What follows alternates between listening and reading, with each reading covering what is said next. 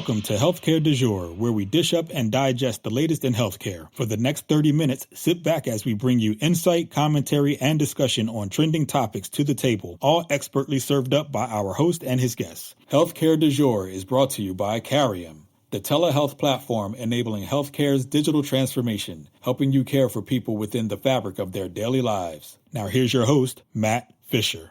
Welcome back, and thank you for joining as we dive into the hottest topics in healthcare. I'm your host, Matt Fisher. On the menu today is Alan Tam, Vice President of Marketing at Actium Health. Alan, welcome to the show. Thanks, Matt. Really happy to be here. Yeah, no, so it's great to have you on because this is part of the host-to-host series that Healthcare Now Radio is running.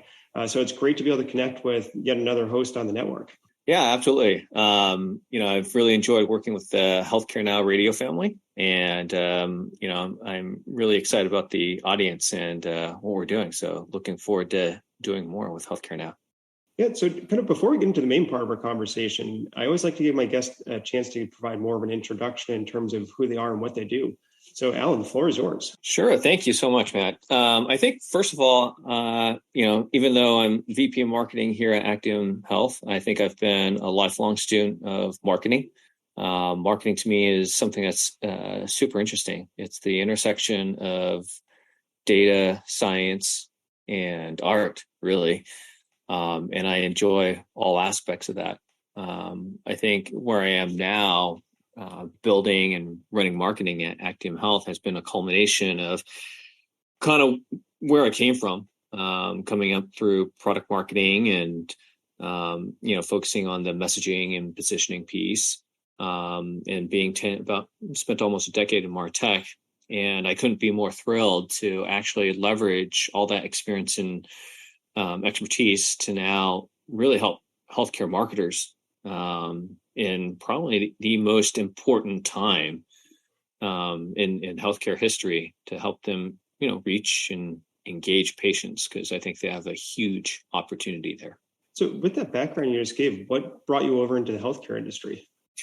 Well, I think we're all born into healthcare, and that's kind of the first step. But as we think about that more, and as we continue to exist and grow and whatnot, we manage healthcare for ourselves, our family, our loved ones, our friends. And for me, I joined a healthcare organization in 2018 through a friend that I had. And it was timely because I think during that time, around those years in the late teens of the 2010s, is really where the focus of healthcare shifted more towards, I'll call it front of the glass aspect of healthcare, right? Which is the operational piece, the marketing components, and really how to expand the brand's presence in front of the glass, right? Not just about me as a patient when I need the care and support, but also me as a patient when I'm not on campus, not within the four walls of the doctor's office. And that was something that I found to be super exciting for myself, and to really just help make things easier for not only, my family and loved ones, but within the industry as well. Yeah, so still being relatively new to healthcare, kind of what are the differences or similarities that you've seen from your previous non-healthcare marketing experience to now being within the healthcare industry? Yeah, I think fundamentally we're all the same, right? A marketer is a marketer at heart. I think one of the biggest assets that healthcare marketers have is really the enormous set of data that they have access to. I can't imagine what other industries would do to get the type of data that healthcare marketers have. I think the biggest challenge is really around how to utilize that data. And so the challenge for the healthcare marketer is like there's regulations, there's compliance. But the fact is, if you think about who owns the brand experience, who owns the customer, it doesn't matter if you're in healthcare or retail or travel hospitality, It's about building that brand and that relationship with the client. So from that perspective, I see a lot of similarities about how do we fulfill the mission statement of the health system? How do we fulfill the initiatives that we set about? And from that perspective, I think it's the same. If you equate marketing in healthcare to marketing across the other industries, it's also about how do I get my healthcare consumers and my patients engaged with the brand? And I think this is where it's a little bit different, where healthcare marketers struggle a little bit in terms of activating patients and driving patient volume into a health system. In any other industry, the marketer's responsibility is really just bring me the best leads, if you will, to my storefront. It could be a digital storefront, it could be an experience, it could be a product. Healthcare marketers have the same goal.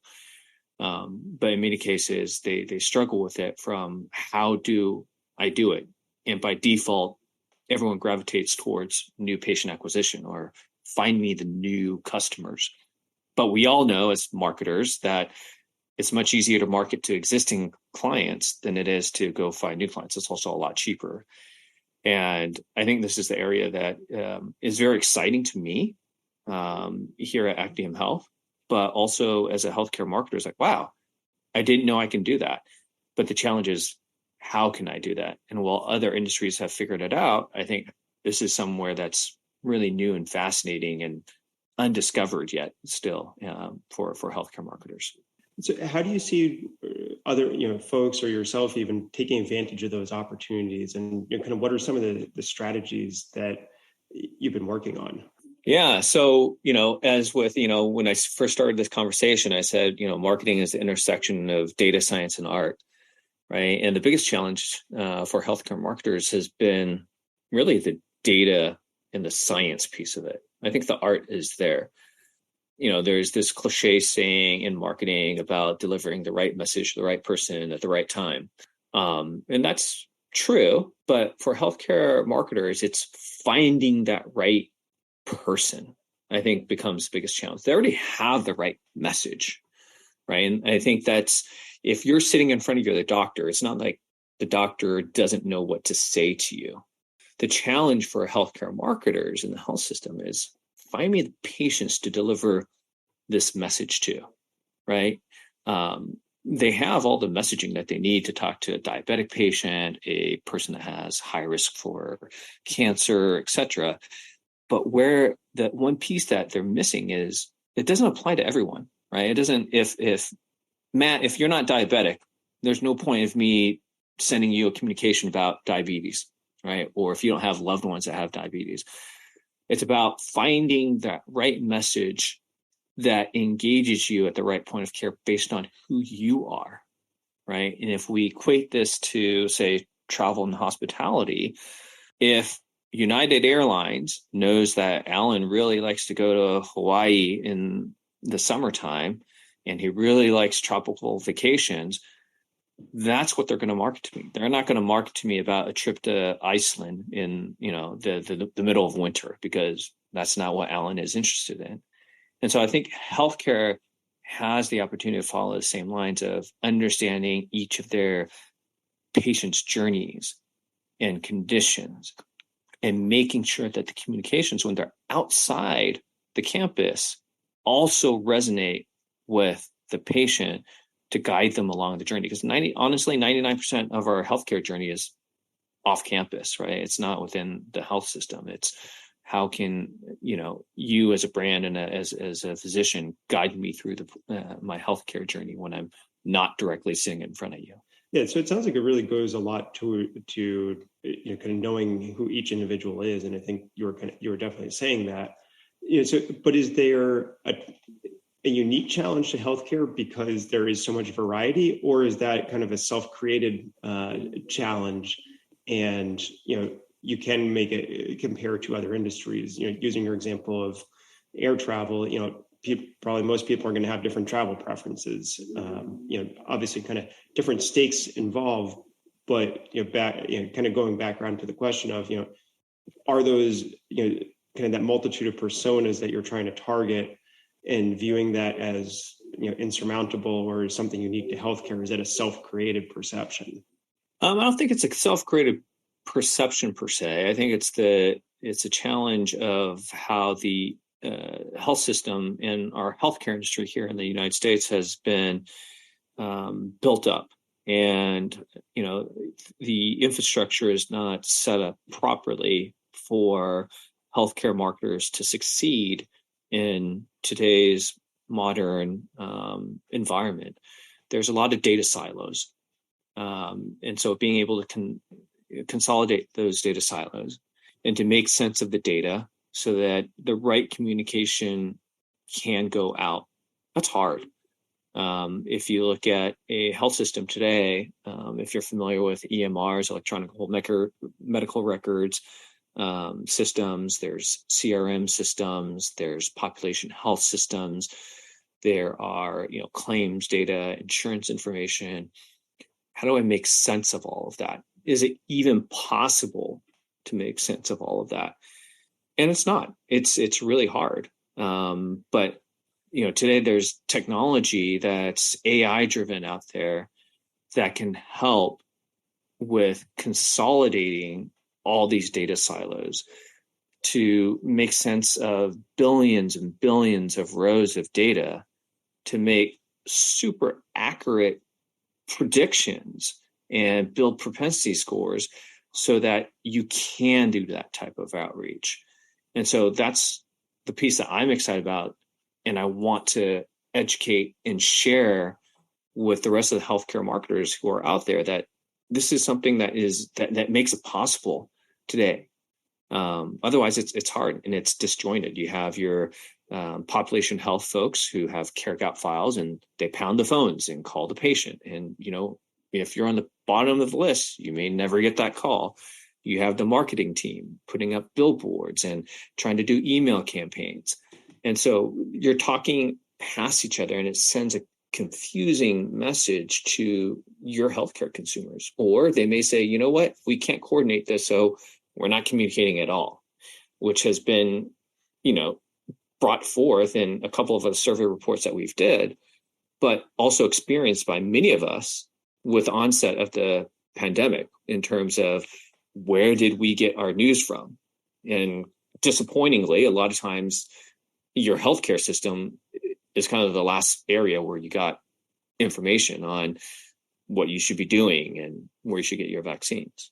And kind of the challenges that you're describing there of the difficulty of coordinating a outreach or getting the right information out there, arguably that just sounds a lot like kind of the broader concerns that are raised about healthcare, that it's difficult to proactively engage with your patients or be able to coordinate care. So I guess, is it fair to say that a lot of it almost seems like a lot of the marketing that you're talking about is really just trying to enhance and improve basic communication with that patient population. So not necessarily to push a new product or service, but really just to get a dialogue going. Right. I think it's about connecting the message to the right person at the right time. Not so much, you don't need to build that message. You already have that message. The messages that these healthcare systems have, they already have. They have it for their, new patient acquisition strategy. But it's a matter of delivering that message that they already have to the right patient at the right time. So if I know that, hey, Alan's going to be turning 50 and he needs to get his colonoscopy, maybe the right time to reach out to Alan is, at, a month before he turns 50, right? So that he can go in and schedule that appointment. And I know that, the most effective outreach piece is maybe via SMS because it's highly interactive and it's more personal and it's more direct. That way, Alan's going to have a higher likelihood of booking that appointment. So those are the things that I think are available to healthcare marketers today, and it's just about just leveraging that. They have the information, and the biggest challenge is the right audience.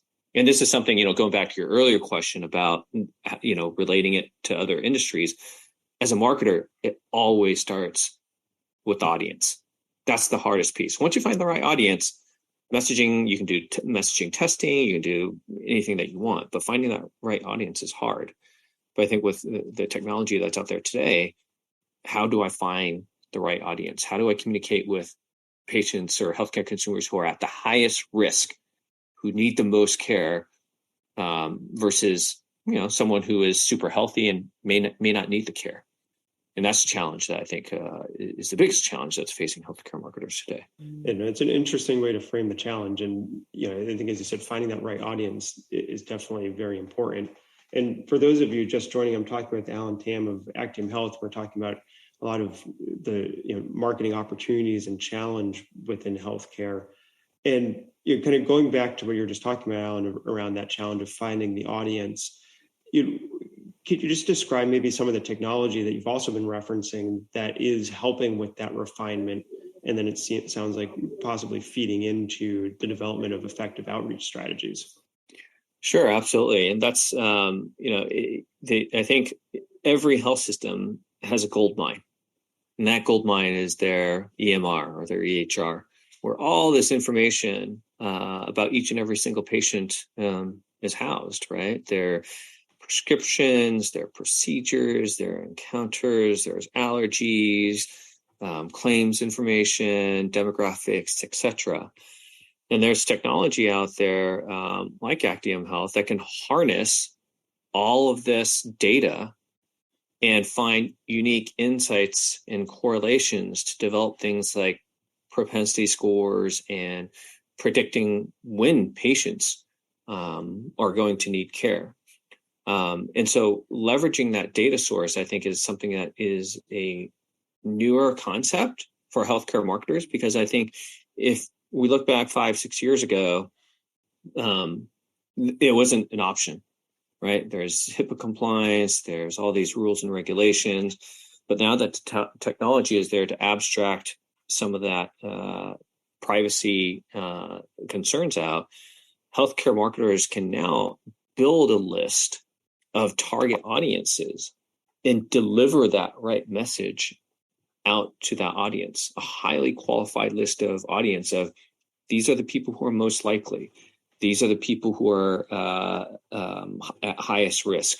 These are the people who are going to be booking the appointments for preventive screenings, for care, and so forth. Yeah, no, and I think kind of as you just said, these tools are able to help operate within the bounds of the compliance requirements. And kind of implicit in that statement, it sounds like it helps you to recognize all that can be done, even with what are viewed as potentially restrictions that hinder the ability to engage in effective marketing. Correct. And I hate to use this analogy, but as a healthcare marketer, if you've done social marketing, if you use Facebook or Instagram as a channel to reach your audience, it's the same thing. Why are those giants such giants, right? It's about helping the marketer find that right audience. You don't need to see that Matt is in the audience and Alan is in the audience, but it's about these are the characteristics I'm looking for, and here are the patients to deliver that message. And in a sense, technology today, like Actium Health, is delivering the same thing of intelligently generating this audience for you to deliver your message. Yeah, no, and I think it's, that all just goes to not trying to impose restrictions on yourself, but, kind of going back to what we've been talking about of finding the right way to deliver the good content and the good messaging that you have. Mm-hmm. And, I think, as you've been saying, there are a lot of those tools and data that are available that enable that identification. And, if you go through a thoughtful process of developing your strategy, you're going to find that it can be, very highly effective. Yes, absolutely. And, we've done, I'm going to go back to our survey reports, and this is something that the healthcare consumer is craving for, right? We've done a survey report last year. We did one again this year, and it continues to grow in terms of what healthcare consumers want from their providers is guide me through this journey. Help me. I'm not a medical professional. You have all this information. Why aren't you helping and guiding me through the process? And, sometimes we talk about, the financial advisor, and we relate to the health advisor, if you will, right? If you're my financial advisor and the stock market's going to tank, I would expect you to call me and say, hey, Alan, you should probably rebalance your portfolio, to protect yourself, right? That's what I pay a financial advisor for. But how come it's not like that in healthcare, where you have even more information about my health, or that my kids have a peanut allergy? How come you're not reaching out to me like, hey, Alan, did you know there's new research and development in peanut allergy for kids? You may want to check out XYZ. Or, Alan, I know you have high cholesterol and you're at risk for, high blood pressure or, heart disease. So we highly recommend that, you come in for a screening of some sort. These are the types of communications that I, as a healthcare consumer, want, right? Because my history. I don't know. I'm not a medical professional. And I think in the absence of that, what's funny is that our first point of healthcare is Google. And that's scary and sad, because I know we all rat hole down, oh my gosh, I have a brain tumor, I'm going to die tomorrow, right? Because we're trying to assess ourselves. But wouldn't it be nice if our health advisor has ability to help us and put us on the right path there? Yeah, and kind of connecting that more broadly to hopefully where the healthcare industry is going. Do you see the growth of value-based care and kind of correlated with that, the growth of preventative care, fueling a desire to tap into those aims when it comes to communication and engagement? Yeah, and I think those value-based care and preventive screenings are a fantastic place to start. Those are really the entry points for a lot of health systems in terms of referral revenue and growth and downstream revenue. And then, but from a patient perspective, it's, these are your gateways into the care journeys that you need. No one's going to call up, the hospital randomly, say, hey, I got to schedule a heart bypass, right? It doesn't work that way. It kind of, you've got to start at the front door. And, there's been a lot of investments that have made since the pandemic has started, with investments in digital front door technologies, online scheduling, chatbots, better accessibility on their website. Now is the time to invest in, great, how do we drive traffic to those investments? You've built an amazing storefront. You've built an amazing call center. How do we get traffic to those investments such that patients can start being activated and we can start driving the volume of patients to come in? Yeah, no, and I think a lot to consider there. And as we're starting to get kind of close to the end of our time, I do want to make sure that we make sure to talk about your show on the network, so that way people can be sure to tune in. So I believe it's called Hello Healthcare. So can you kind of tell me, what's the goal with the show, and what can people expect when they're listening? Absolutely. So Hello Healthcare, we're in season 2. We're very excited about it. And the goal of Hello Healthcare is really to educate and to share amazing stories from folks in the industry, thought leaders in the industry, insights of how healthcare and different folks are basically delivering care to their audiences. There's unique insights and case studies, amazing speakers, and it's to motivate, inspire, and help people think more about the healthcare consumer and how they can reach those folks. And so I know you just said it's going to be coming into a second season. So how long was that first season, and how much content is there for people to be able to check out? Yeah, and our first season kicked off August of last year. Well, I think we did 10 episodes in season 1, and this is our second season. Releases are every other week. We highly encourage you to go to hellohealthcare.com, or you can go to actiumhealth.com/hellohealthcare. We have amazing speakers like Dr. Paul Keckley, to the Vice President of Marketing from Virtue Health, Ryan Younger. We have some amazing new episodes are coming that includes actually a state senator. So I was very excited about the future upcoming healthcare podcasts, and I highly recommend you check it out.